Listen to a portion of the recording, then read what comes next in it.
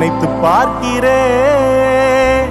கடந்து வந்த பாதைகளை தியானிக்கிறேன். உம் தயவை திரும்பி பார்க்கிறேன். துவங்கின காலங்களை புரிந்து கொள்கிறேன். உம் அன்பை துவங்கினேன் ஒன்றுமில்லாமல்